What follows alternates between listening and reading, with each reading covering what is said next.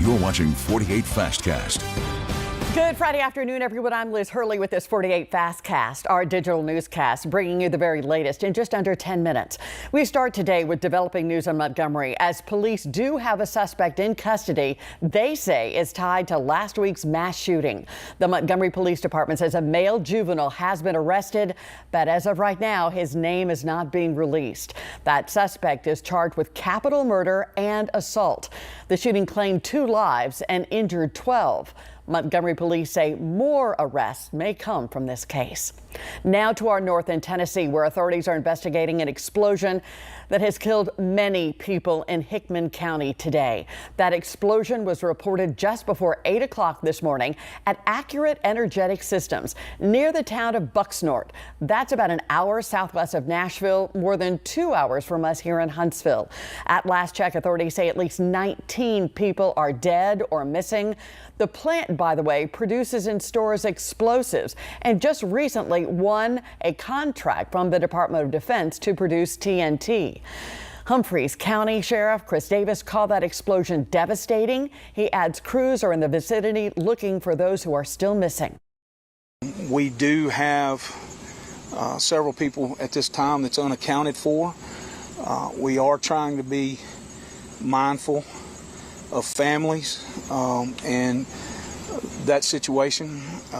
We do have some folks, we can confirm that we do have some that are deceased, but we're going to go back and, like I say, talk to these families, notify these families, and let these families know what's going on.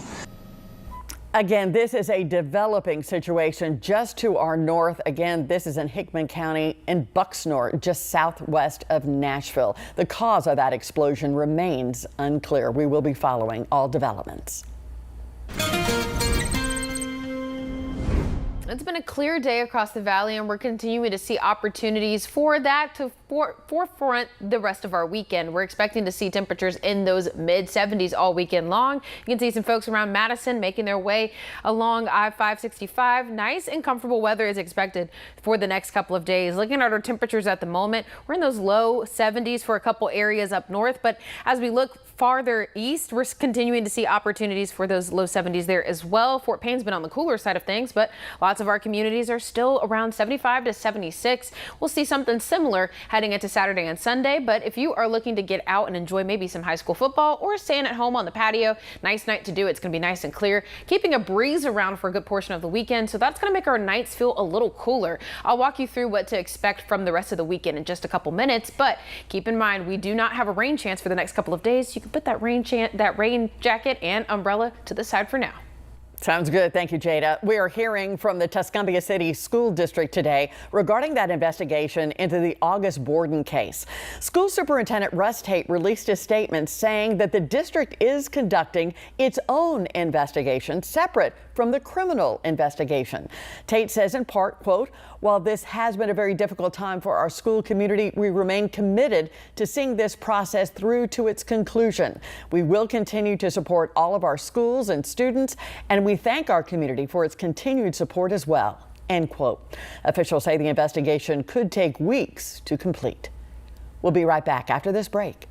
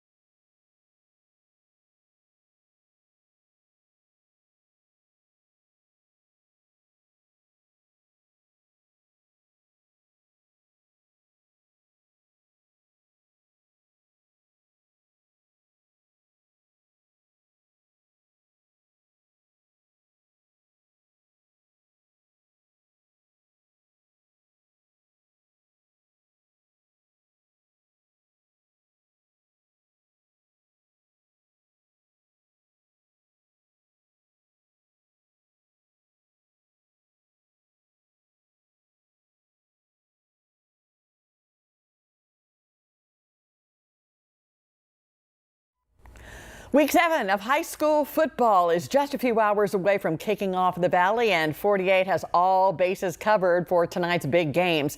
We're going to start today at 4. 48 Sports Director Carl Prather and sports anchor Kaylee Tingelstad will join us live from Scottsboro, where it's really going down. It's going to be a Wildcat showdown. The Wildcats of Scottsboro and the Wildcats from Gunnersville are going to have a regional match there. And that's just one of the many games we're covering tonight as the regular season starting to wind down. Do join us tonight at 10 for 48 Blitz, where we're going to recap all the action from tonight's big matchups.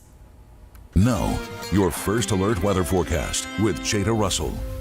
If you're looking to figure out what to wear tonight, it's going to be a cooler evening as you head out for some of the good football games we've got going on. We're going to be in those mid-60s right around 7 o'clock, and it slides to the lower end by 8 p.m. Once you wrap up the game, though, you'll notice it gets a little cooler outside. Lots of us are going to be in those upper 50s. We're expecting to see some opportunities for breeze to kind of hang around for most of the day. So keep that in mind as you make your plans. Get a light jacket. We're going to see that a lot of the next couple of days.